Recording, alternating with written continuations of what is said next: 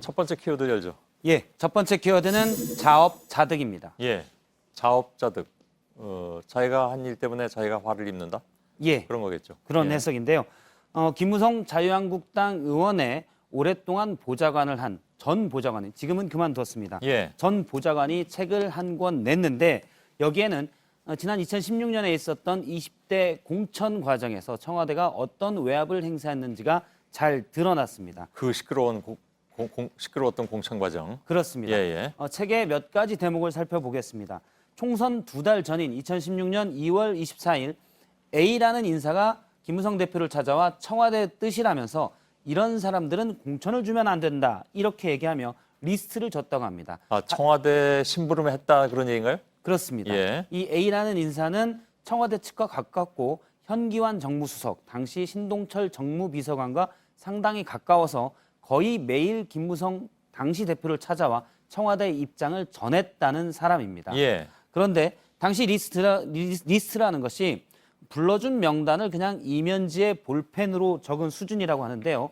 이 볼펜으로 적은 명단을 잠깐 보면 예. 이재호 전 원내대표를 비롯해서 유승민, 정두원, 김용태, 존칭은 생략하겠습니다. 조혜진, 김세현, 김학용, 김성태, 박민식, 홍지만 의원 등등의 이름이 있었다고 전했습니다. 예. 그 A가 누굽니까?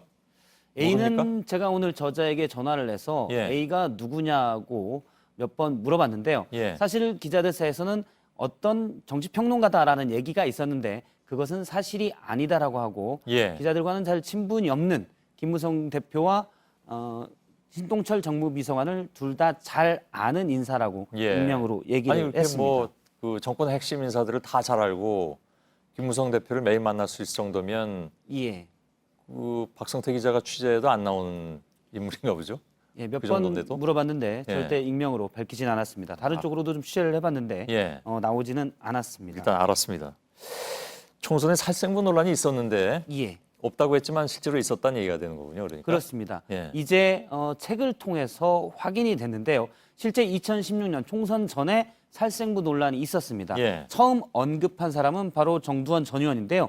김무성 당시 대표가 직접 관련 언급을 했다라고 폭탄 선언을 당시 했고 예. 하지만 바로 얼마 뒤에 김무성 당시 대표가 문건을 받은 적이 없다라고 얘기해서 논란이 됐었습니다. 예. 하지만 공천 과정은 저 살생부대로 거의 이루어졌었고요. 예. 이번에 이 책을 통해서 이면지에 볼펜으로 적은 살생부가 있었음이 확인이 됐습니다. 예. 당시 김 대표가 이 사람들을 빼고 어떻게 총선을 치르냐고 A에게 따져 묻자 예. A가 한 말이 박근혜 대통령에게 다른 이야기 안 하고 말 잘 듣는 충성스러운 8, 90명의 의원만 당선되면 좋다는 게 청와대의 입장이다라고 밝혔다고 합니다.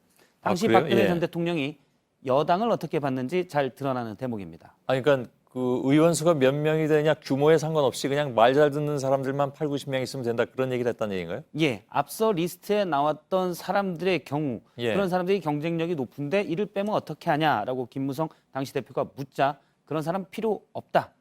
당시 이제 주요한 이유는 유승민 의원과 가깝기 때문에 리스트에 올랐다는 건데요. 아 공통점이? 예, 그렇습니다. 그런 사람 필요 없다고 그러고 충성스러운 8, 90명만 있으면 된다라고 얘기를 했다고 합니다.